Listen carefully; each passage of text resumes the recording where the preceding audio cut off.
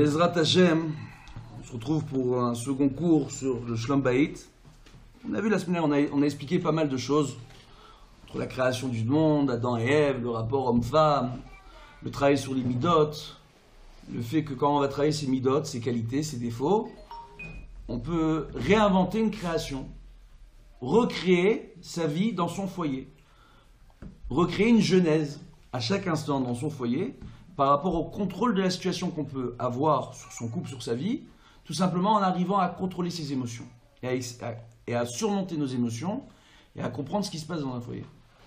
On voit que notre génération, comme il est prévu, selon le judaïsme, il y a une date d'expiration à ce monde, normalement c'est jusqu'à l'an 6000 du calendrier hébraïque, on est en 5776, il nous reste 224 ans, d'accord, jusqu'à la venue au dernier Kara de Mashiach. D'accord? Donc on voit que en réalité, on est dans une génération qu'on appelle la génération Ikva Demshicha, le talon de Mashiach. Ça c'est connu.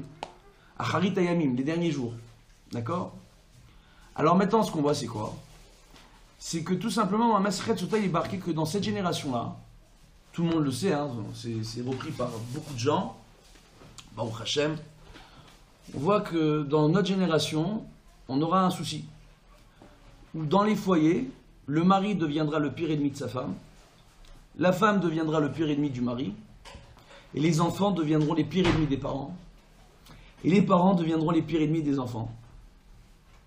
C'est-à-dire, il y aura tellement de conflits dans les foyers, on se dit, mais comment c'est possible? Comment on peut arriver à une chose pareille? Bon, alors on va parler des sujets qui fâchent maintenant. On va parler des sujets qui fâchent. On voit aujourd'hui, Baruch Hashem, avec... il y a une possibilité de communication entre les êtres humains extraordinaire, par le biais des médias sociaux, des nouvelles technologies, les ordinateurs, Internet et j'en passe. Le problème qu'il y a, c'est qu'à force de communiquer par tous ces petits appareils, on oublie de communiquer de façon naturelle. En plus, tous ces moyens de communication, ça désinhibe toutes les frustrations des gens et tous les non-dits. Puis les gens, ils oublient, quand ils sont seuls, dans une pièce, devant leur téléphone ou devant leur ordinateur, que des centaines de gens peuvent lire leurs commentaires. Puis après, c'est une source de problèmes incroyable. D'accord?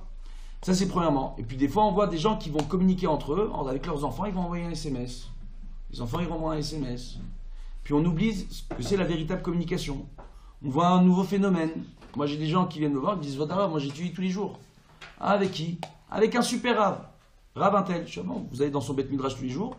Je dis, non, sur Internet, j'écoute ses cours. Je dis, t'étudies pas avec le Rav, t'écoutes le Rav.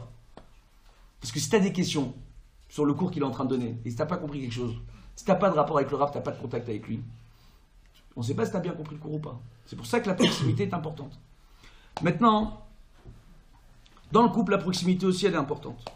Je vais vous donner un exemple pratique. J'en ai discuté à plusieurs reprises cette semaine, c'est pour ça que j'ai décidé d'aborder le sujet avec vous. Un cas pratique.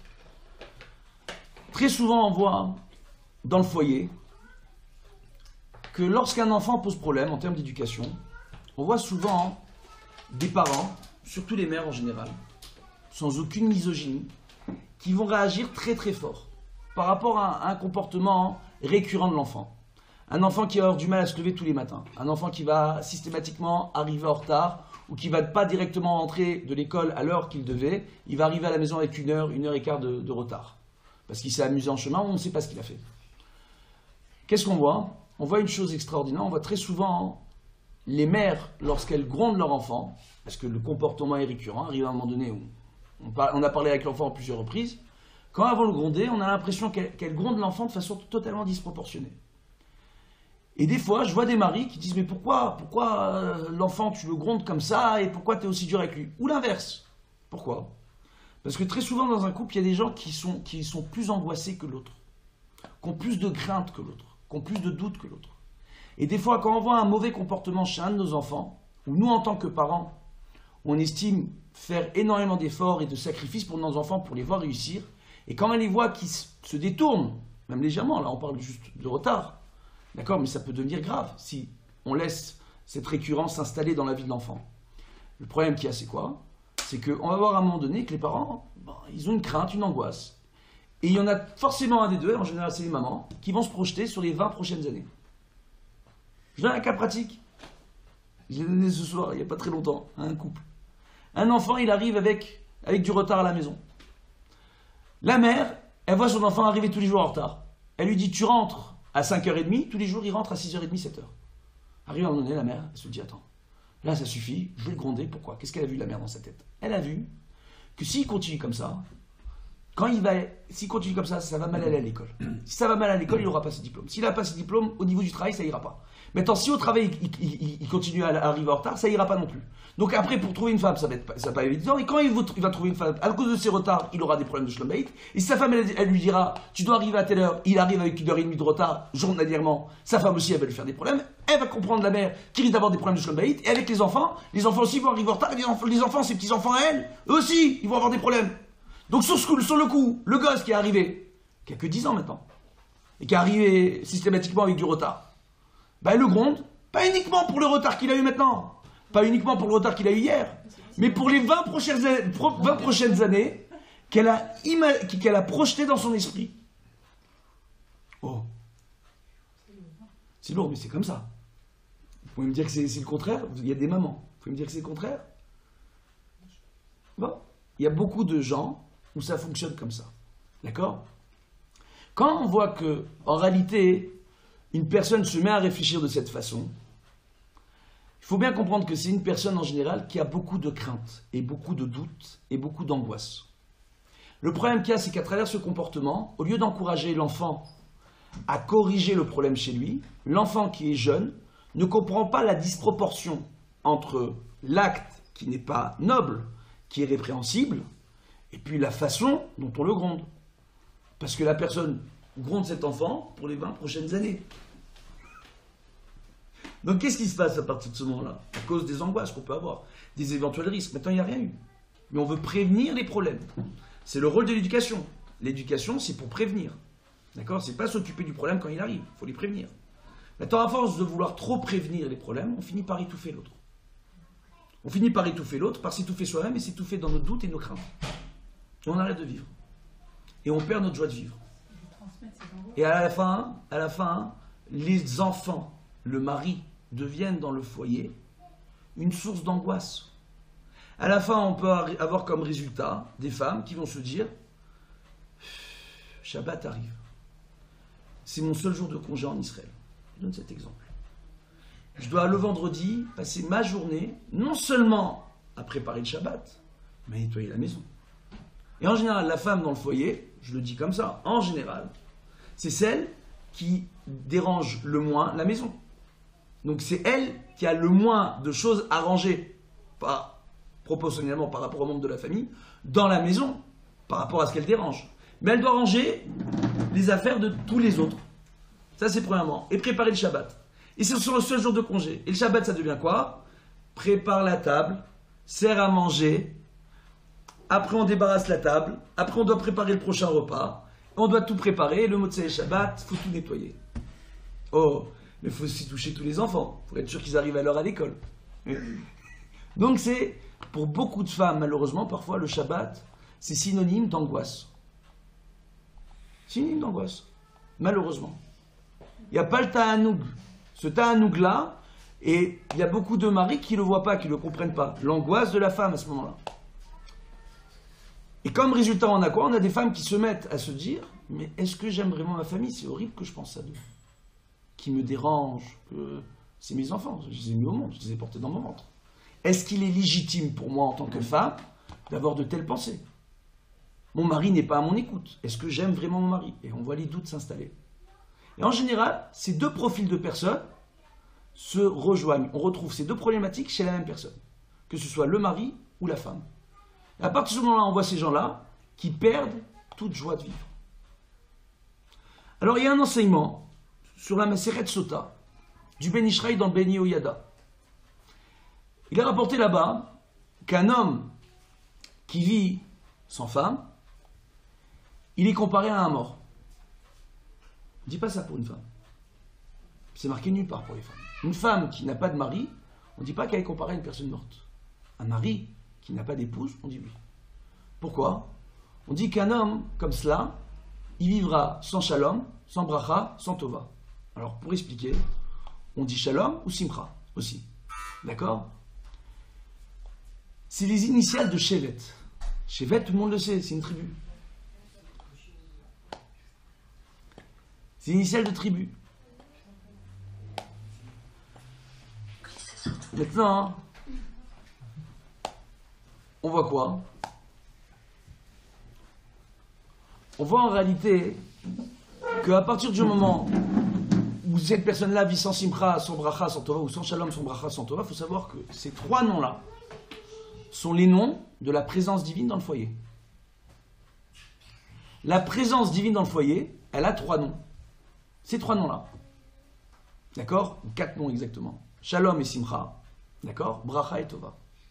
En réalité, un homme qui vit sans femme n'aura pas de shrina à la maison. On voit bien dans la Gemara, dans le Talmud, quand on nous parle de Abaye, qui avait un respect pour sa mère. D'accord? Un homme extraordinaire. Quand on donne les exemples d'Abaye dans la Gemara, sa mère, qui était dans ses vieux jours, lorsqu'elle devait sortir de la maison pour aller jusqu'au puits, parce qu'elle voulait prendre de l'eau, il accompagnait sa mère, mais il ne voulait pas que sa mère se marche dans les flaques d'eau. Il mettait ses mains sous les pieds de sa mère. Quand sa mère avait besoin de monter au lit, il se mettait lui à quatre pattes pour que sa mère ait une marche sur laquelle monter, parce que les lits à l'époque étaient très hauts. Quand elle voulait descendre du lit, il faisait la même chose. Le respect qu'il donnait à sa mère. On voit que quand les grands maîtres, à l'époque du Talmud, étaient chez Abaye pour étudier avec les élèves, quand la mère de Abaye rentrait, ils s'arrêtaient tous d'étudier, ils se levaient tous. Pourquoi? Il a rapporté qu'une femme dans le foyer est comparée. Je garde cache-croûte ce soir. Alors attends. Bon, une femme dans le foyer, d'accord, elle est comparée tout simplement à la shrina, à la présence divine. Mieux que ça. Une femme dans le foyer, c'est rapporté dans le Zohar, elle est comparée au Kohen Gadol. Alors là, on va parler d'un truc. Moi, c'est un truc que j'adore parler de ça. Il y a mon arrière-grand-père, Zecher Tzadik Kadosh Livracha, qui était Av Beddin de toute la Tunisie. J'aime bien me le rappeler. Le Rav Tzemach Ishai, qui était le maître de Rabbi Amias HaKohen, qui était un Rav djerbien, qui est devenu après le grand rabbin de Tunisie. Aussi le maître de Rabbi Rachamim HaKohen, d'accord, Rabbi Rachamim Chaychuita HaKohen, et du Rav Matzliach Mazouz. Le soir de Toubishvat, tous ces rabbinim venaient chez lui pour faire un tikkun al-pi Kabbalah, le soir de Toubishvat. Très spécial. Il a écrit un livre extraordinaire qui s'appelle Geza Ishai. Dans Geza Ishai, c'est un shoot de ce Rav, qu'on a gardé que pour la famille, peut-être qu'un jour on le fera paraître. Il y a une chose extraordinaire que rapporte mon arrière-grand-père, Zichrono Livracha, il rapporte tout simplement que la femme, le soir du henné, si on lui met dans la main le henné, et si on a pour minag de prendre une pièce de Napoléon pour lui mettre dans la main avec le henné, et de mettre un fil rouge par-dessus, et de l'habiller en rouge, or, pourpre, bleu ciel, d'accord, et blanc, aux couleurs du Kohen Gadol, du vêtement du Kohen Gadol. C'est tout simplement pour rappeler ce soir-là, où le soir du henné en réalité c'était une coutume, où les rabbagnotes et les femmes attrapaient la fille d'un côté, pour vérifier si elle avait bien appris les règles de Taharat HaBayit, les lois de pureté familiale, et les rabbanim de l'autre côté, les hommes, attrapaient le garçon pour vérifier s'il avait bien compris les règles de Taharat HaBayit, et leur expliquer que si vous faites Taharat HaBayit comme il faut, Be'ezrat Hashem, vous aurez la bracha. De montrer à la fille le fil rouge pour lui montrer quelle est la couleur, que lorsqu'elle se vérifiera dans la mauvaise période du mois, quelle est la couleur à éviter.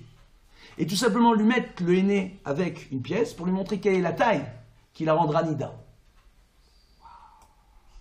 Comme c'est rapporté dans la halacha, dans l'Yoridéa, d'accord, la tâche d'une taille qui pourrait rendre une femme nida, bon, même un petit peu khardal, ça c'est vrai, même une toute petite goutte de rien du tout, si elle est vraiment rouge, mais la tâche réellement, en termes de taille, c'est la taille d'un simon, d'une pièce, la taille exacte du Napoléon.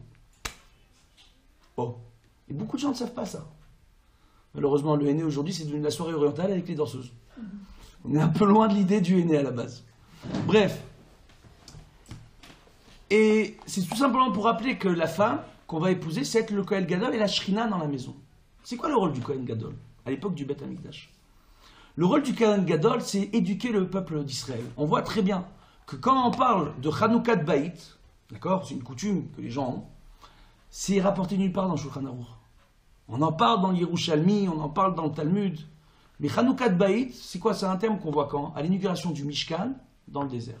Une inauguration du premier temple. Il faut savoir qu'on rapporte que Hanoukat Baït, à l'inauguration du premier temple, a duré plusieurs jours. Et par rapport à la date où débute Hanoukat Baït, on voit le nombre de jours, on se rend compte qu'à Kippour, ils ont fait Hanoukat Baït. Que l'impression, et que cette année-là, avec Shlomo Améler, quand ils ont inauguré le premier Beth Amikdash, ils n'ont pas fait Kippour, ils n'ont pas jeûné à Kippour. Pourquoi? Parce que l'inauguration du temple était tellement importante pour l'éducation du peuple d'Israël au sein de la Torah, il y avait une telle joie que le Hanoukat Baït, directement, avait fait que tous les bénis d'Israël étaient pardonnés de leurs fautes au moment de l'inauguration du Beth Amikdash. Dans cette année-là, il n'y avait pas besoin de faire Kippour. Il y avait des Nevi'im à l'époque pour confirmer à Shlomo Améler. Donc, en réalité, on voit quoi? On voit que Hanoukat Baït, c'est quoi? C'est le Kohen Gadol qui inaugure, en faisant les premiers sacrifices, en expliquant à l'Israël comment faire les sacrifices pour qu'on soit pardonné de nos fautes. Et Hanoukat Baït, c'est la chambre Chinour, éduquer. Éduquer un foyer dans la Torah et les mitzvot, selon les règles de Tarata Baït, du Shlom Baït, de comment parler à son mari, comment parler à sa femme, quels sont les mélachot qu'une femme, les travaux qu'une femme sera obligée de faire pour son mari, même dans la mauvaise période du mois. C'est pas des mélachot en réalité. Il y a ce qu'on appelle les mélachot kerva. C'est pour garder un certain rapprochement, pour pas que le couple soit totalement éloigné. C'est bien pour une femme de continuer à préparer à manger à son mari, de lui servir à boire, de lui faire son lit, pas en sa présence, au mari, d'accord? Durant cette période-là, pour que le mari ressente que sa femme pense toujours à lui, il s'occupe de lui. Parce que le mari, comme moi je l'ai dit à ma femme, je vous ai promis la semaine dernière de vous dire, je ne l'ai pas dit, je le dis cette semaine. Ma femme, quand elle m'a épousé, je lui ai fait le coup extraordinaire. Je lui ai dit, écoute, je vais t'expliquer un truc. Le problème avec les maris, quand on entend les femmes qui ne sont pas très contentes de leur mari, c'est qu'elles n'ont pas compris un truc. Moi, je vais te l'expliquer maintenant. Très orgueilleusement. Hein, bref. Le mari dans la maison, c'est un homme. On a l'impression que c'est un adulte, parce qu'il a un corps d'adulte. Parfois, il parle comme un adulte. Et des fois, il dit des choses très sensées, très intelligentes. Et puis, il s'occupe du foyer. Donc, c'est quelqu'un de très bien. Il ne faut pas oublier que c'est un enfant. Et que la femme, elle doit considérer son mari comme le pire des enfants de la maison, parce que c'est le plus grand, c'est censé être le plus responsable, et pourtant c'est le pire. C'est toujours celui-là que quand il va avoir besoin de trouver les clés de sa voiture, il va chercher partout, il ne va pas les trouver, il va demander à sa femme, et sa femme en 1 minute, elle va ouvrir les mêmes placards, les mêmes tiroirs, et elle trouve les clés que le mari n'arrive pas à avoir. C'est souvent comme ça. Moi je dis à ma femme, c'est mon GPS et c'est mes yeux. Je lui dis, Baruch Hashem. Maintenant, ce qui se passe, c'est quoi? C'est que la chose qui est ici, qui est essentielle à comprendre, c'est que dans le foyer, il y a une obligation d'éduquer. D'accord? C'est quoi éduquer? C'est inaugurer. Ok. Quand on parle du Mishkan, du Beth Amikdash. Éduquer. Le Kohen Gadol, qu'est-ce qu'il faisait à travers ses sacrifices? Il éduquait les bénis Israël à travers la Torah et les mitzvot, pour qu'ils arrivent à ne pas fauter, et s'ils viennent à fauter, qu'ils sachent comment se faire pardonner. C'est le rôle de la femme dans le foyer. C'est pour ça que la femme, dans Bereshit, elle est appelée Ezer Kenegdo. Et c'est pour ça qu'on la compare au Kohen Gadol. Maintenant, qu'est-ce qui fait le Kohen Gadol? C'est extraordinaire, parce qu'on va voir différents passages du Talmud que vous connaissez tous. Mais quand on va tous les mettre ensemble, par rapport à ce que je viens de dire, vous allez voir comment c'est beau la Torah. Maintenant, ce qu'il y a, c'est quoi? C'est tout simplement, on nous rapporte que la table, quand on la met, elle est comparée à un autel de sacrifice, un misbéach. Que la nourriture à table, elle est comparée au sacrifice. Qui en général met la table? C'est rien de misogyne, hein, c'est la femme. Qui prépare en général la nourriture? En général, c'est la femme. Qui supervise les repas? En général, c'est la femme. Donc en fait, celle qui prépare le misbéach et celle qui prépare les sacrifices, c'est la femme. Donc les corbanotes, qui c'est qui s'en occupe? C'est la femme. Dans la majeure partie des foyers, qui fait le plus souvent les courses? Le mari ou la femme? Très souvent, c'est la femme. Pour superviser les produits qui vont pas, etc., etc. C'est comme ça. Donc, celle qui s'occupe de rentrer aussi les sacrifices à la maison, entre guillemets, la nourriture, c'est la femme. Donc, on voit que le rôle de la femme, par rapport au Midrashim qui nous rapporte que la nourriture est comparée au sacrifice et la table au Misbéach, nous rapproche de façon très, très perturbante du rôle du Kohen Gadol. Donc la femme et le Kohen Gadol, selon le Midrash, Al-Pi Sod, ont le même rôle. Bon. Maintenant, on nous compare autre chose. On dit que quand on allume les nérodes de Shabbat, les nérodes de Shabbat sont comparés à la Ménorah. Ouais, ça vous y va. Raison pour laquelle, Al-Pi Halacha, alors on a pour coutume, en général chez les séfarades, d'allumer 2 Nérot, mais Alpi Halacha et Alpi Kabbalah, il est rapporté qu'il ne sera pas bon d'allumer plus de 7 bougies pour Shabbat. Si on veut allumer plus de 7 bougies, parce qu'on va allumer l'Unishmat de notre grand-mère et de notre grand-mère et de notre tante, et pour les rabbinim, etc., alors il faudra d'un côté allumer les Nérot de Shabbat jusqu'à 7 maximum, parce qu'il y a une coutume de rajouter un air par enfant, mais c'est jusqu'à 7 personnes. Donc les 2 parents, plus 5 enfants. Si on a plus que 5, après on n'allume plus. On laisse les 7 Nérot pour toute la famille. C'est pas bien d'allumer plus que ça. Comme c'est rapporté dans la Halacha. Maintenant, et dans la Kabbalah, maintenant ce qu'on voit c'est quoi? Une chose extraordinaire. Extraordinaire. Si je veux rajouter après Ilou Nishmat des Rabbanim Tzadikim, j'allume d'autres Nérot Ilou Nishmat à part. J'allume d'abord les Nérot Ilou Nishmat, après les Nérot de Shabbat. Maintenant, ce qui se passe, c'est quoi? Ce qui est extraordinaire. Il faut bien comprendre. On me compare ces Nérot de Shabbat à la Menorah. Qui allume la Menorah dans le Beth Amikdash normalement? Kohen. Et n'importe quel Kohen Gadol. Au début de sa Melacha, à la fin de sa Melacha, au début de sa journée et à la fin de sa journée. Pour que la lumière reste allumée dans le foyer. Que représente la Menorah? C'est dans un seul bloc d'or qu'elle a été formée, comme on rapporte, pour nous rappeler, comme le dit Rashi, qu'elle représente la Torah orale, qui sera à travers le temps une Kabbalah pour nous, sur laquelle on ne pourra pas revenir à travers les âges. La loi orale, qui est le fondement même de l'application des mitzvot de la Torah. Oh. Et qui est gardienne de ça? La femme. En faisant quoi? En allumant les Nérot de Shabbat. Encore une fois le rôle du Kohen Gadol. Vous comprenez mieux le Héné maintenant ou pas? Donc c'est pour ça, moi ça me fait un peu de peine quand je vois des gens arriver en Israël et disent « Oh, le Héné c'est un truc de Séfarad, c'est un truc de... » On va pas faire ça, non? C'est dommage. Il y a un très grand sens derrière. C'est pas pour rien que les rabbinim organisent ça, mais c'est pas la soirée orientale, non. Voilà, avec le Taranil et tout ça, c'est pas ça. Bref. Alors maintenant, pour continuer, Bezrat Hashem, on voit en réalité que les femmes dont j'ai parlé au début du cours, ou les personnes dont j'ai parlé au début du cours, angoissées, qui oublient leur rôle en réalité, qui oublient la misva qu'elles sont en train de faire, tout simplement. Chaque foyer que l'on bâtit au sein du clan Israël, il est rapporté dans le Midrash, qu'à chaque fois, et dans la Gemara, qu'à chaque fois qu'un nouveau couple se forme, c'est une nouvelle pierre du Beth Amikdash qui est en train de se créer dans le ciel. Et que chaque foyer qui se forme est comparé au Mishkan, raison pour laquelle la chambre à coucher est comparée au Kodesh et Kodashim, le Saint des Saints. Parce que c'est là-bas qu'on fait la plus belle mitzvah, les enfants. Que, tout simplement, la table est comparée à un misbéach, la nourriture à des sacrifices, les Nérot de Shabbat à la Menorah. Que le foyer, c'est d'être un Mishkan. C'est sur ce modèle-là. Un foyer pour Dieu. Qu'est-ce qu'il veut, le Yetzer Hara? Il ne veut pas qu'il y ait ça. Il veut que les gens, ils aient des doutes. Il veut que les gens, ils aient des peurs. Il veut que les gens, ils aient des angoisses. À travers doutes, peurs et angoisses, on a du mal à communiquer. Après, on a l'impression d'être incompris. Pourquoi? Parce que quand je commence à m'enfermer dans mes craintes, mes doutes et mes angoisses, j'arrête et j'oublie de communiquer avec les autres. Parce que j'ai l'impression d'être totalement incompris. Et après, on n'arrive plus à communiquer. Et après, en général, qu'est-ce que ça crée? Ça crée une agressivité de la part des enfants. Parce qu'ils sont très souvent répréhendés. Et pour eux, c'est de façon disproportionnée. Surtout quand on parle de la personne qui se visualise sur les 20 prochaines années. D'accord? Et après, ça crée quoi? Ça crée un froid entre le mari et la femme. Le mur invisible dont j'ai parlé la semaine dernière. C'est aussi simple que ça. Pour éviter tout ça, quoi, qu'est-ce qu'il faut? Il faut simplement étudier la Torah et se remémorer toute la beauté qu'il y a autour du foyer, toute la beauté qu'il y a autour du rôle de la femme dans le foyer.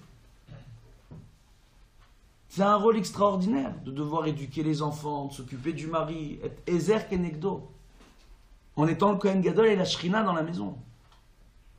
La Shrina. Pas de femme, pas de Shrina. Pas de présence divine. Pas de Kohen Gadol à la maison, pas de Mishkan. C'est pour ça que l'homme, il est appelé mort. La femme, elle est seule, elle a tout ça, elle a la bracha. Parce qu'elle a la faculté de donner la vie, quoi qu'il arrive. Même si elle n'a pas l'occasion de pouvoir le faire.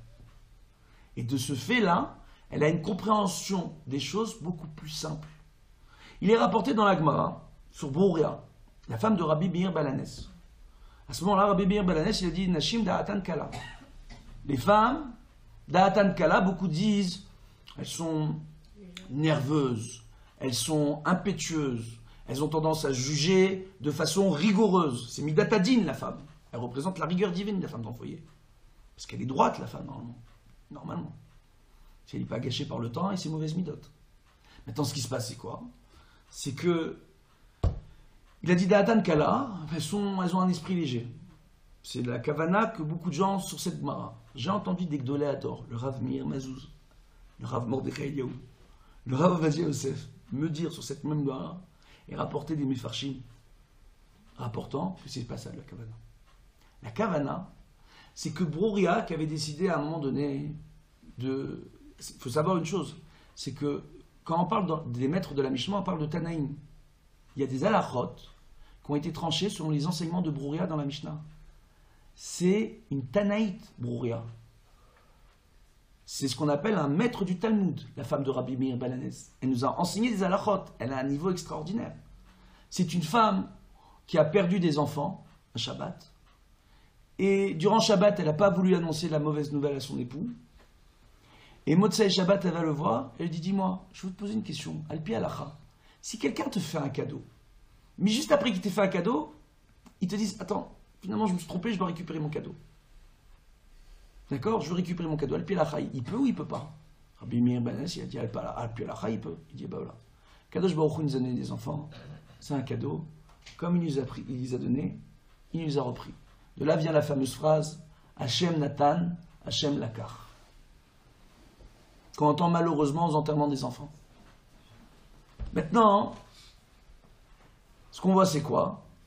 C'est que tout simplement, ce qui veut dire Hachem a donné, Hachem a repris. Maintenant, ce qu'on voit, c'est quoi? C'est que Brouria, en réalité, elle voulait mettre les tefilines. Elle voulait faire beaucoup de choses qu'une femme n'a pas l'obligation de faire.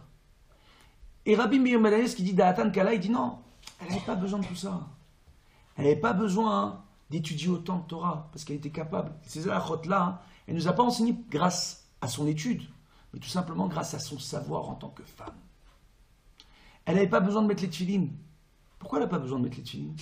Parce que tout simplement, du fait de pouvoir donner la vie, une femme Da'atan Kala, quand on parle dans la Torah, pour la première fois, on voit le terme Da'at apparaître. On nous parle Etz Adat Tov Vara, encore la création de l'homme et la femme. C'est quoi Etz Adat? L'arbre du savoir. On traduit ça, d'accord? C'est la traduction. Ou l'arbre de la connaissance. Bon, mais en réalité, c'est pas ça. C'est l'arbre de l'union. Tov Vara.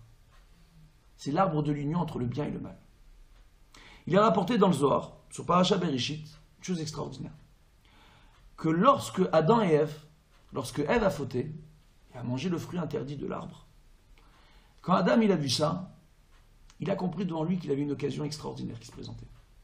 Il s'est dit, attendez, il faut bien comprendre. Dieu le crée dans le Gan Eden. Il n'a pas besoin de travailler la terre. Il n'a besoin de rien faire. Il peut recevoir l'enseignement de Dieu toute la journée et profiter d'un monde extraordinaire où il pouvait manger à foison des fruits, des légumes, tout ce qu'il voulait. Et c'était les malachim qui venaient, qui lui préparaient à manger. Il est au top ou pas? Pas besoin ni de cuisiner, ni de femme de ménage, rien. Un malach qui peut détruire le monde en un instant, si Dieu lui ordonne, il vient et lui fait la cuisine. Vous imaginez la cuisine que c'est? Oui ou non? Il dit, moi, j'ai pas mérité tout ça. J'ai pas mérité tout ça. Je veux pouvoir mériter cette création. Donc, je vais descendre de niveau pour que Dieu me sorte du Gan Eden et je vais introduire en moi le mal qui est extérieur à moi. L'homme, quand il a été créé, il n'avait pas de mauvais penchants en lui-même. Il y avait de mauvaises choses ou de mauvaises pensées autour de lui. Comme on voit avec le Nachash qui était extérieur. C'était le Yetzer Hara à l'époque, qui était extérieur à l'homme. Mais ce n'était pas en l'homme. L'homme, il n'avait pas de mauvais penchants. Il a dit, je veux rentrer le Yetzer Hara en moi. Pour avoir plus de mérite. Vous entendez ce qu'il a fait ou pas? Pour pouvoir mériter cette création. Il dit, ça va me prendre du temps pour réparer ma faute. Mais à la fin, je vais dire au bon Dieu, voilà, tu ne vas pas créer pour rien. Pourquoi? On voit dans Bereshit. L'homme a été créé en dernier. Rashi rapporte le fameux Midrash et la fameuse Gemara qui nous rapporte que si l'homme a été créé en dernier, c'est pour deux raisons. Pour le dire, d'un côté, tu es l'invité de marque, mais de l'autre côté, tu n'es rien. Quand est-ce qu'il va lui dire tu es l'invité de marque? Si tu écoutes les commandements divins. Si tu fais la chose pour laquelle tu as été créé. À partir de ce moment, sache que tout ce monde que j'ai créé, toute cette création, je l'ai préparé pour toi, parce que tu es l'invité de marque. T'aimes une personne qui, lorsqu'elle reçoit un invité, avant de le recevoir, elle va préparer à manger, elle va dresser la table, elle va mettre une belle table. Dieu, il a créé le monde pour lui. Mais si l'homme commence à devenir orgueilleux, si l'homme se détourne du commandement divin, d'accord, tout simplement, qu'est-ce qu'il va lui dire? Il pourra lui dire, dis-moi, t'es rien du tout. T'as été créé après le dernier des insectes les plus insignifiants. Après les moustiques, après les cafards, t'as été créé. Qu'est-ce que tu veux? Donc, on voit en réalité ici que l'homme, Adam Arishon, il s'est dit, moi je veux pas que Dieu puisse me dire que j'ai été créé après le cafard, après le moustique. Je veux lui prouver à Dieu que je suis méritant. Consciemment, je ne sais pas si vous comprenez ce que je suis en train de vous dire, il a fauté pour nous mettre dans la galère dans laquelle on est. C'est pour ça que le bon Dieu, il lui a dit, mais ta faute, elle est terrible. C'est la faute originelle. Elle est terrible, ta faute. Lui, il a pensé bien faire. Mais il y en a beaucoup qui ont pensé bien faire. Les Méraglim, les explorateurs dans le désert, ils voulaient bien faire. Eux, ils ont dit, on ne veut pas rentrer sur la terre d'Israël parce qu'on veut rester dans le désert. Il y a la manne qui tombe du ciel, il y a les nuées de gloire, j'adore ces mots-là en français, qui nous protègent, la nane et kavod, d'accord? On a tout ce qu'on veut, on a le Bér, Myriam, Moshe Rabbeinu, c'est notre rave. S'il y a un problème, on a un doute, on a une question, il va directement poser la question au bon Dieu. Pourquoi on va rentrer en Israël? Pourquoi des guerres? Pourquoi se prendre la tête? On va rester dans le désert. Vous pensez bien faire, non? Toute la journée au Beth Midrash avec Moshe Rabbeinu, c'est pas top? Dieu dit non, vous foutez. Ma création, c'est pas vous qui décidez, c'est moi. C'est moi le patron. Faites pas vous comme vous voulez. C'est pour ça que parfois, en pensant bien faire, on peut se tromper. On rapporte le Rav Auerbach, Zecher Tzadik Kadosh Livracha. D'accord? Le fameux grand Rav et Rosh Yeshiva, et qui a eu le mérite de devenir Rosh Yeshiva et Dayan. Un des rares qu'on ait connu dans ces dernières générations à pouvoir être et Rosh Yeshiva et Dayan. Ben Porat Yosef, le Rav Auerbach, au décès de son épouse, la rabbinite, il est rapporté quelque chose de très connu. Au moment de la Levaya, avant la Levaya, il est de coutume de demander aux défunts Michila. Ça, je l'ai rapporté plein de fois. Et lui, il vient et dit non, je ne demande pas Michila à ma femme. C'est Al-Pi Halacha. Gdolador, Dayan, Rosh Yeshiva. Gdarav, il faut demander Michila. Non, je n'ai pas besoin. Pourquoi? Deux raisons. Première raison, chaque soir avant de m'endormir, j'allais voir ma femme et je lui demandais Michila, même si je ne lui avais rien fait. Et ma femme demandait Michila, même si elle ne m'avait rien fait. Pour qu'on puisse se pardonner mutuellement. Pour pas d'avoir de rancœur, pour qu'on comprenne que si on n'a pas réussi à se voir ou à discuter durant une journée à cause de nos occupations, on pense quand même l'un à l'autre. Ça, c'est premièrement. Et deuxièmement, et on est à l'écoute l'un de l'autre. Et deuxièmement, tout simplement, à chaque fois qu'on a eu un différend dans la maison, on ouvrait le Shulchan Aruch, et c'était jamais moi ou ma femme qui avait raison. C'était toujours Rabbi Yosef Karo. Donc, ça, c'est le Rav Auerbach, c'est un niveau. C'est pour ça que c'est Kedaï d'encourager les maris d'aller dans des cours Torah, d'étudier pour qu'ils puissent ouvrir le Shulchan Aruch de temps en temps. Maintenant, ce qu'on voit, c'est quoi? On voit que pour le Rav Auerbach, moi, je vous dis une chose extraordinaire. En bas de son immeuble, il y avait un petit miroir avec un rideau. D'accord? Il n'est pas recommandé pour une personne de se regarder tout le temps dans des miroirs. D'accord? Surtout pour un homme, pour pas qu'il puisse devenir narcissique. D'accord? Trop s'occuper de sa personne, etc. Voilà. Ce qui explique la tenue de ma barbe et la coupe de cheveux des fois. Alors maintenant, ce qu'il voit, ce qu'il y a, c'est quoi?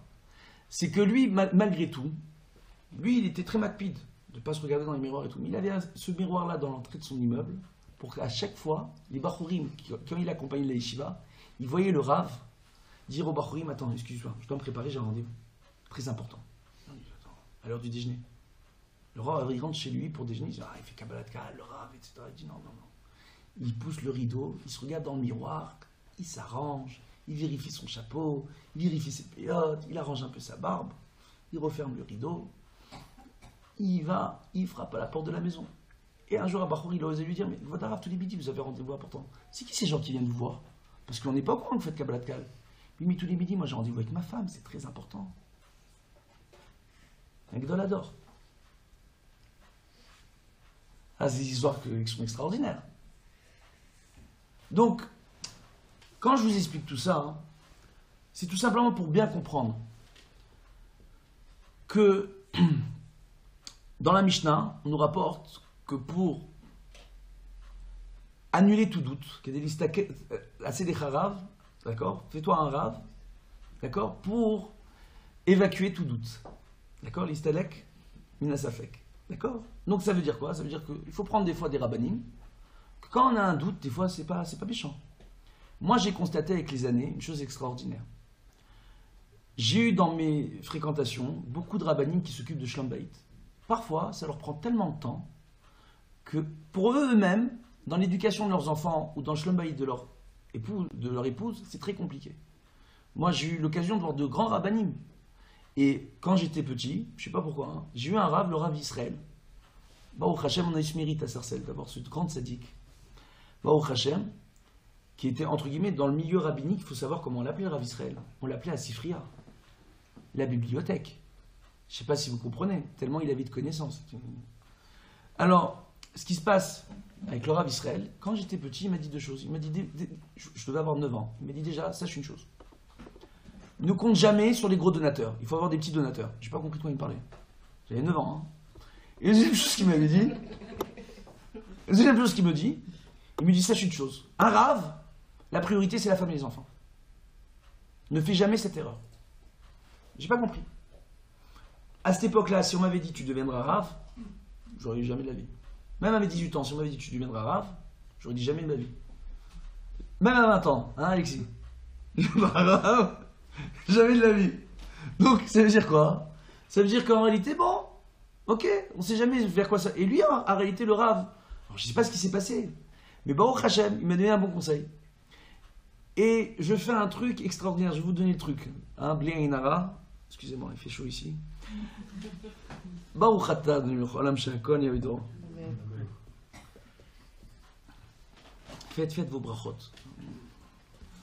Maintenant, on voit quoi? On voit une chose extraordinaire. Chaque jour et à chaque moment, il y a un seder pour chaque membre de ma famille. Ce qui veut dire que quand on est très occupé, il est important, pour que les gens comprennent qu'ils sont importants, d'accorder du temps. La personne dont j'ai parlé au début du cours, une personne qui est angoissée, qui a des peurs, etc., elle se sent incomprise parce que tout simplement, elle sent qu'on ne lui accorde pas suffisamment de temps pour elle, pour qu'elle puisse s'occuper d'elle, pour qu'on puisse être à son écoute. Et ça peut être une femme, comme ça peut être un homme. Donc tout simplement, fixer un temps pour son épouse, un temps pour son mari, un temps pour se retrouver, pour discuter, un temps pour chaque enfant. Et éduquer les enfants, de leur dire, voilà, de telle heure à telle heure, tu as un temps avec moi. Ça peut paraître difficile, d'accord? Ça peut paraître très académique, très autoritaire, martial à la limite. Mais en réalité, moi, j'ai pris sur moi de faire comme ça. Quand j'ai un enfant qui a besoin d'étudier, qui a besoin de parler, il sait qu'entre telle heure et telle heure, il peut étudier avec moi. C'est son heure à lui. S'il n'arrive pas à l'heure, au moment où moi je lui accorde, j'ai des occupations. Donc en même temps, c'est l'éduc. Vous comprenez ce que j'essaye de vous dire? Donc de tel jour à tel jour, il y a des heures. C'est pas forcément tous les jours. D'accord? Tel jour pour tel enfant, tel jour pour tel enfant, tel jour pour tel enfant, pour avoir une heure et demie de qualité avec un enfant quand il arrive à un certain âge. Contrairement à ce que les gens pensent, les petits n'ont pas besoin de beaucoup de temps, de qualité pour qu'on puisse parler avec eux, etc. C'est plus les grands. Et c'est surtout à partir de l'âge de 10-11 ans, quand ils commencent à rentrer et à s'avancer vers l'âge de la puberté. Crise d'adolescence, etc. Ils veulent s'émanciper, ils se posent énormément de questions, ils ont besoin d'être rassurés. Et d'être rassurés, c'est pas parler de ces choses-là avec eux. C'est simplement de se sentir écoutés. Ça les rassure. En leur donnant un temps fixe. Pour chaque enfant. Même si un enfant doit se coucher plus tard un soir, c'est pas grave. Il sera un peu fatigué le lendemain, mais il a eu son temps. Un temps de qualité où il s'est senti écouté. Ça, c'est premièrement. Et deuxièmement, la même chose avec l'épouse. Elle doit sentir qu'elle a un zman pour elle. Quand dans le piège, moi j'explique le piège de la parnassa, que Baruch Hashem, un homme d'affaires un jour m'a dit une chose extraordinaire, un homme très riche, Ben Porat Yosef, il ne dira pas son nom, quelqu'un de très très riche. Il m'a dit, il vaut mieux pleurer pour une affaire que tu n'as pas signée, plutôt que pleurer pour une affaire que tu as signée. Je lui ai dit, ça veut dire quoi? Il a dit, il ne faut pas courir après l'argent. Il ne faut pas vivre pour le travail. Aujourd'hui, l'argent, il n'y en a jamais assez.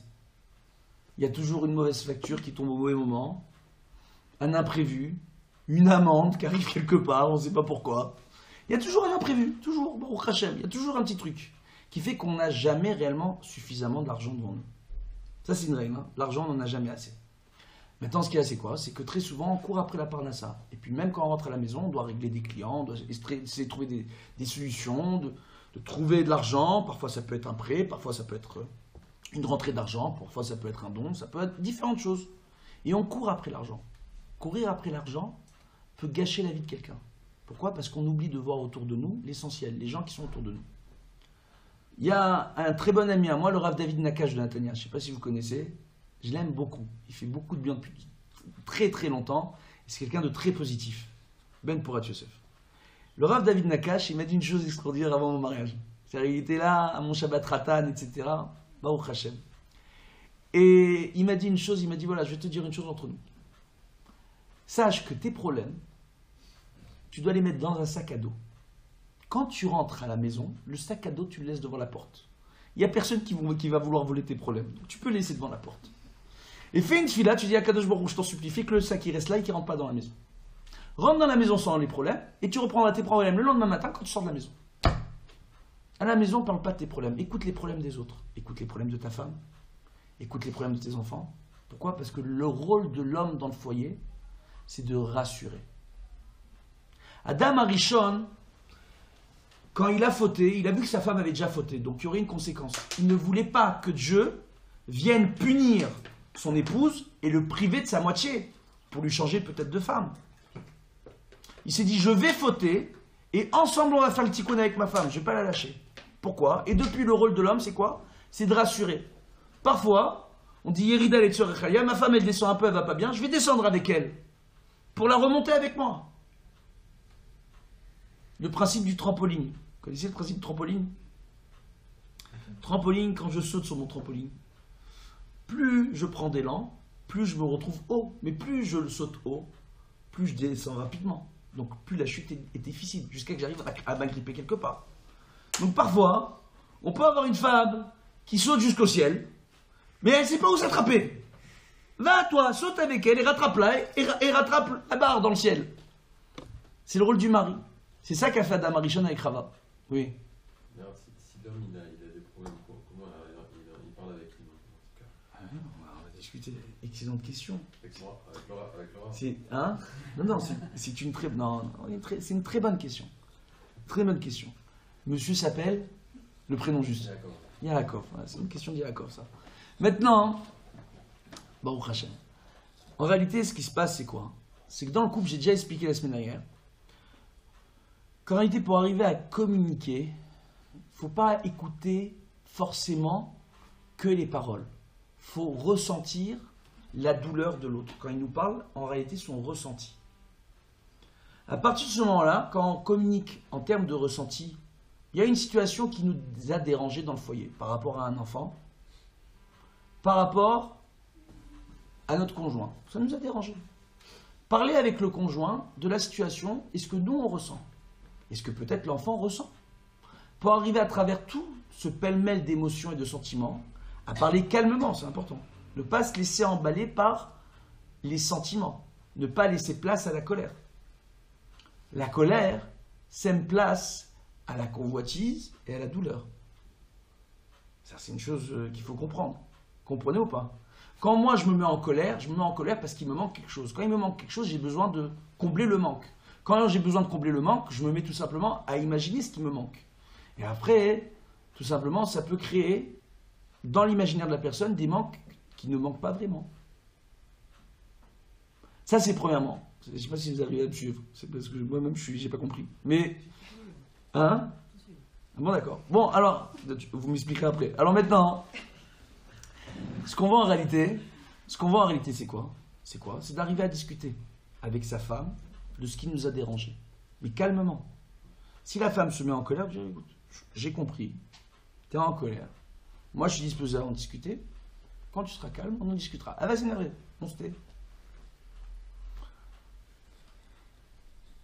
La plus grande force, qui est appelé Gibor dans le Talmud?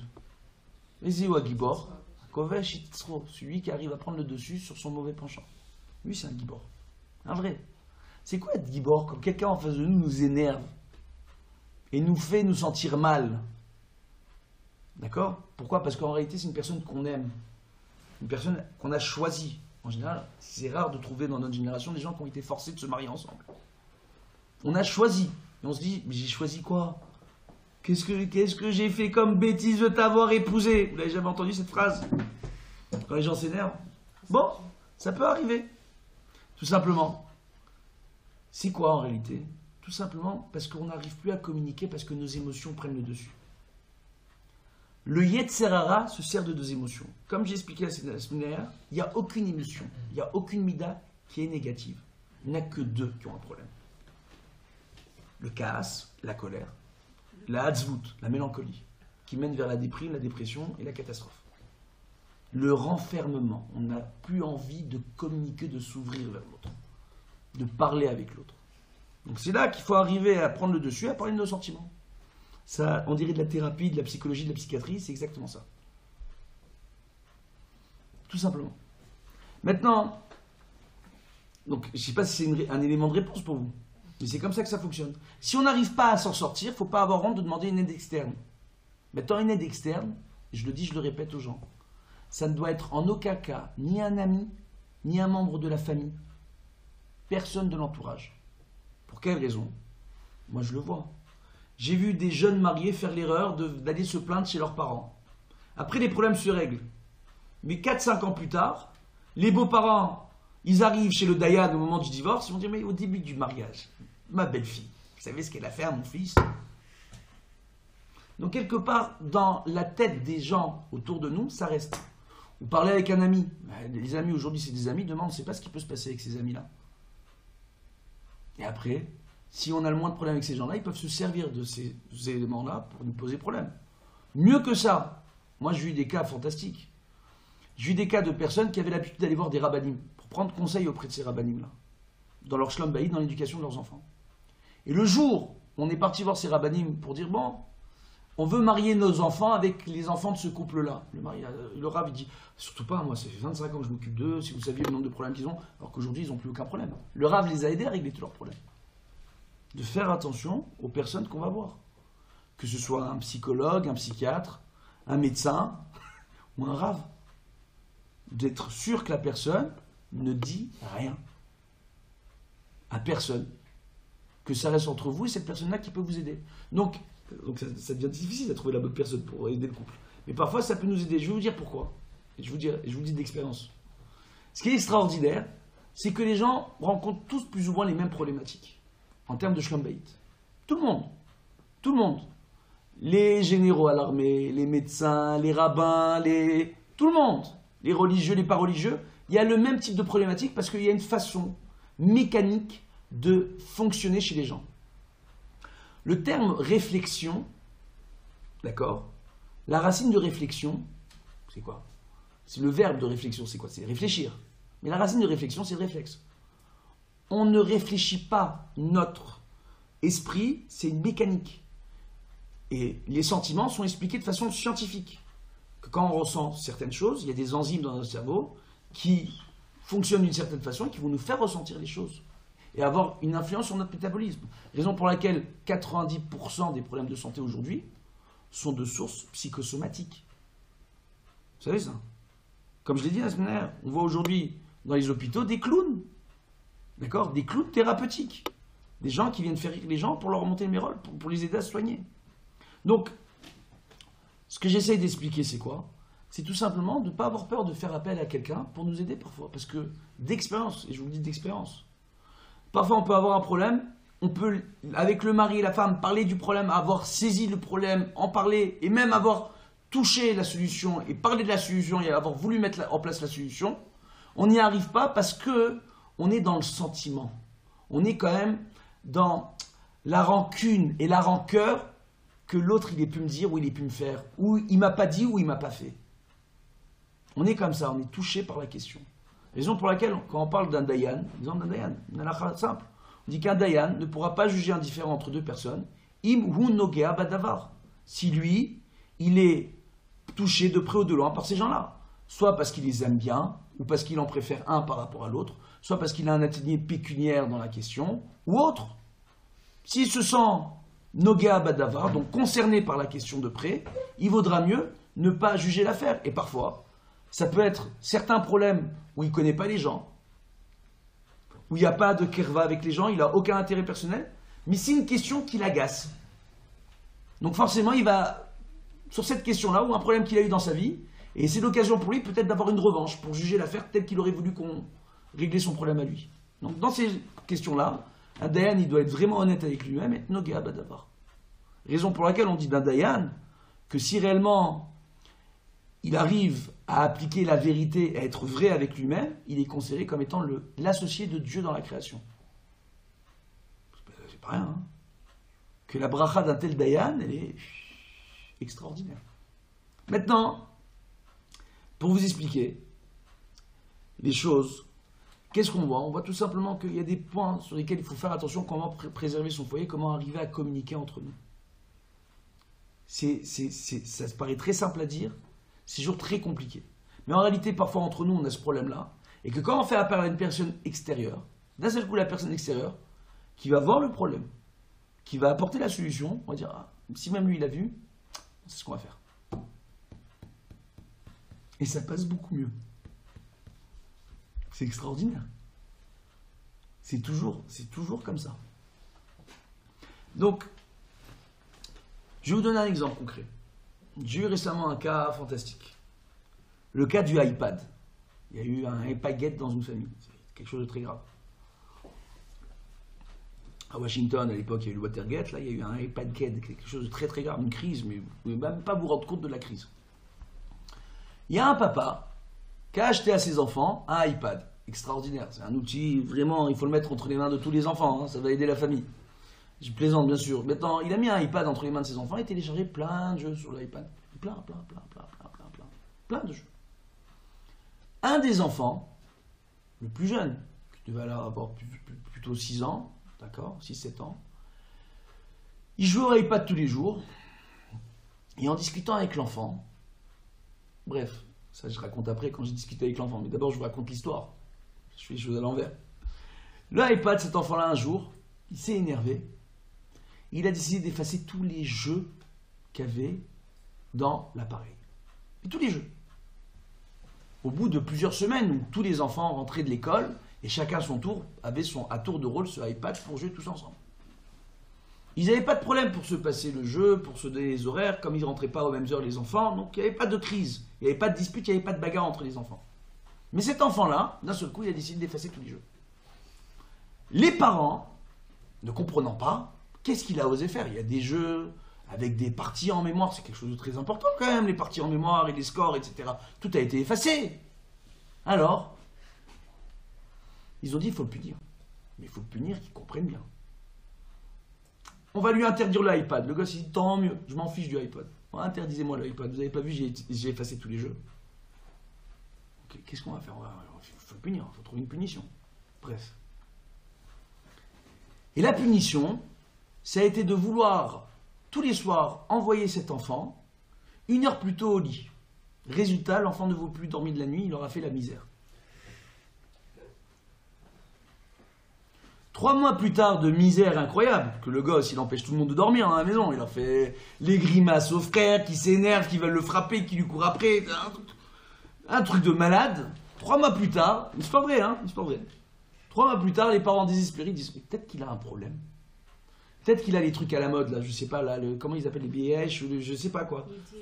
Hein? Oui, voilà, c'est le mot à la mode, ça. Chez un enfant sur 2, il trouve ça aujourd'hui. Peut-être qu'il est hyperactif, peut-être qu'il a un problème, peut-être que c'est une forme d'autisme, peut-être qu'il est bipolaire. Peut-être que c'est un pervers narcissique, ça aussi c'est un mot à la mode, hein, depuis quelque temps. Alors, bon, peut-être les parents ils sont partis en... Ils ont emmené cet enfant chez un psychanalyste. Baruch Hashem, le psychanalyste en question, quelqu'un d'Igré Machamaïm, un grand professeur en psychanalyse, qui fait partie des personnes qui ont l'habitude de me consulter quand il a un problème d'halakha, Shabbat, Kashrut, des trucs comme ça. Il a besoin d'appeler un Rav pour connaître quelques halachot pratiques. Bref. Et quand l'enfant est venu, il a dit, écoutez, moi je connais un Rav si vous voulez, parce que en termes de psychanalyse, je vois pas très bien où est-ce que vous voulez en venir les parents, mais je crois que ce serait kédaï pour vous tous d'aller voir le Rav. Bon, il me l'a envoyé. Il m'a envoyé la famille. Eux, ils ont oublié l'histoire du iPad, il y a 3 mois. Comment tout a commencé. Eux, ils étaient tout le temps dans la remontrance, dans le reproche. Calme-toi, arrête, truc. Dans le moment. Ils n'ont jamais cherché à trouver l'origine du malaise. Et beaucoup de gens passent à côté de ça, et après, pour rattraper ça, des fois, ça peut être difficile. Attendez. Le gosse arrive chez moi. Je lui demande s'il a des jeux, à quoi il joue, qu'est-ce qu'il aime, les parents. Mais c'est quoi, qu'est-ce qu'il a, le Rav? Je parle qu'avec le gosse, je parle pas avec les parents. Il explique qu'il y a des jeux, etc. Dans la conversation, au bout d'1 heure de conversation, je ne vais pas vous faire toute la conversation, j'ai pas envie de tous vous endormir. Ce qui se passe, c'est quoi? C'est que l'enfant, il me parle du iPad, qui avait le iPad, qu'il y jouait, etc., mais qu'il n'aimait pas. Je dis, pourquoi t'aimes pas? Des jeux de guerre, des jeux d'avion, des jeux de voiture, des jeux de moto.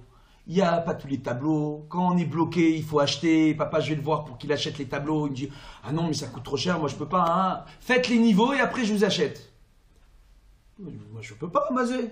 Moi je peux pas jouer à ce jeu-là. Je dois jouer et je suis bloqué dans le jeu. Et je demande aux parents, je fais le petit, quand il jouait à ça, il transpirait, il s'énervait. Alors il faut savoir une chose, les jeux électroniques, ça peut développer chez les gens des formes de dyslexie et parfois une forme de nervosité incompréhensible. Le gosse a compris qu'il commençait à devenir dépendant de ces jeux, que pour lui c'était une source de névrose et d'angoisse. Il a été suffisamment mature pour surmonter son angoisse et dire à ses parents, je veux plus les jeux du iPad. Donc il a tout effacé, mais il n'a pas su comment dire. Il n'a pas su comment expliquer. Un enfant de 6-7 ans, comment il va expliquer ces choses-là? Il n'est pas capable d'identifier ses émotions. Donc comportement illogique, il efface tous les jeux. Et les parents ont voulu le punir. C'est-à-dire lui, on lui met un outil entre les mains, nous on pense lui faire un cadeau, c'est un poison pour le gosse. On pensait lui faire plaisir, c'était une angoisse pour le gosse. Les parents lui mettaient l'iPad pour lui dire, vas-y, joue dans ton coin, laisse-nous tranquille. Donc on se débarrassait de lui, pour pouvoir vaquer à nos occupations dans la maison. Ce gosse-là, il s'est senti rejeté, il s'est senti incompris. Il s'est senti puni pour rien.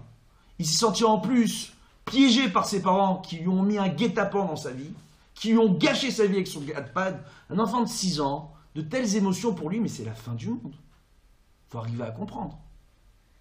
Rappelez-vous quand vous aviez 6 ans et qu'on vous punissait, ou quand il y avait quelque chose qui vous frustrait, ou quand vous aviez envie de jouer à un jeu, on vous disait mais t'es trop petit, ou t'es pas capable, ou tu vas pas y arriver. Les parents oublient de se mettre dans la tête du gosse. En discutant avec le gosse, les parents, ils ont compris. Qu'est-ce qu'ils n'ont pas pleuré, les 2 parents? Et on est des mauvais parents. On est, non, vous n'êtes pas des mauvais parents. Vous n'avez pas su identifier le problème. Un enfant, il est renfermé dans ses émotions, il a du mal à communiquer, il n'a pas les mots. Il faut aller chercher les émotions. Pas trop fouiller, mais là, c'était simple. Baruch Hashem. Ça, c'est un exemple pratique que je donne à chacun d'entre vous. Parfois, on veut faire un cadeau, et le cadeau se transforme en poison pour l'autre. Je donne un autre exemple pratique. Ve'ahavta l'erecha kamocha. Tu aimeras ton prochain comme toi-même. D'accord? Moi, j'ai vu, dans ma vie, des maris qui adorent la cuisine. Le jour de l'anniversaire de leur femme, ils veulent leur acheter le nouveau robot, de nouveaux ustensiles, pour faire des meilleurs gâteaux. Quel cadeau! Oui ou non? Mets-toi à la place de l'autre. Comment l'autre va interpréter le cadeau? Comment l'autre va interpréter ton action? Comment ton enfant va interpréter aussi la façon que tu vas avoir de lui apporter les choses? Est-ce que ça va être bien pour lui ou pas bien? Donc, en réalité, quand un enfant fait une nouvelle expérience, il faut rester à ses côtés et l'observer, voir comment il réagit. Et dès le début, si on sent grandir une grande nervosité et qu'on voit que l'enfant développe certains gestes, certains tics, d'accord, et qu'il n'est pas bien, et qu'il est en transpiration, alors qu'il est simplement en train de jouer, il n'est pas en train de se détendre, il faut faire attention à ces synonymes-là. Parce que ça peut être le début d'une grande détresse. Et il y a beaucoup d'enfants qui ne sont pas capables, et à la finale, ils deviennent dépendants. Et après, allez les faire décrocher des iPads, et des iPhones, et de tous ces jeux-là, et des Game Boy, de tous ces jeux-là, allez les faire décrocher ces trucs-là, pour leur demander d'aller étudier, quand eux, ils ont créé une dépendance. Qui sont frustrés, mais qu'ils ont l'impression de réussir leur vie quand ils ont réussi un tableau dans un jeu. À cet âge-là. Et il faut y penser. Bon, Bezrat Hashem. Je vois que, Baruch Hashem, ça fait quasiment 1 heure le shiur. Donc on va s'arrêter là. Bezrat Hashem, connaît tous la bracha, la hatzlacha, la réussite dans le chinour de nos enfants. De ne pas oublier le limoud. Et de ne pas oublier tout simplement tout ce qu'on a dit. Et de ne pas oublier que le pire ennemi que l'on puisse avoir, c'est nos craintes. Le pire ennemi, c'est nos angoisses. Et de se dire quelque part qu'il y a un bon Dieu, qu'il veille sur nous, que quoi qu'il arrive, le Chazonish a apporté une chose extraordinaire. Et c'est pour assurer les parents, ils disent tous les efforts que nous on va faire, tout le contexte qu'on va créer pour nos enfants, pour leur permettre de réussir leur vie et leur éducation, il faut savoir que ça ne représente que 10% réellement de la charge qui nous incombe dans l'éducation de nos enfants. Les 90% qui restent, c'est la prière. Prier pour nos enfants, parce qu'on ne sait jamais réellement ce que la vie nous réserve avec nos enfants. Donc il faut aussi beaucoup prier pour réussir l'éducation de nos enfants, pour avoir du nahat, pour réussir son shlom beit. Et puis lorsqu'on prie pour l'autre, lorsqu'un mari prend le temps de prier pour sa femme, pour que la femme soit à son écoute, pour que la femme soit plus détendue, ou l'inverse, d'accord ? Ça crée tout simplement à travers cette prière que l'on fait pour l'autre, un rapprochement du cœur en termes de sentiments pour l'autre. Et ça renforce les bons sentiments. Parce qu'on a envie pour l'autre que les choses s'arrangent. Et pour soi aussi. Bezrat Hashem, ne pas oublier, d'accord ? C'est une des raisons pour laquelle on dit Ezoé Avoda Shebalev, quel est le travail qui est dans le cœur ? Tfila. C'est la tfila. La tfila, ça permet de surmonter notre mauvais penchant, mais ça permet aussi d'alimenter les bons sentiments, de nous remonter le moral, entre guillemets, parce qu'on parle avec nous-mêmes quelque part. Bezrat Hashem, en parlant devant Dieu. Qu'on ait la bracha, la hatzlacha, et beaucoup de nahat, et beaucoup de shlom bayit. Amen, Ken Yiratzon.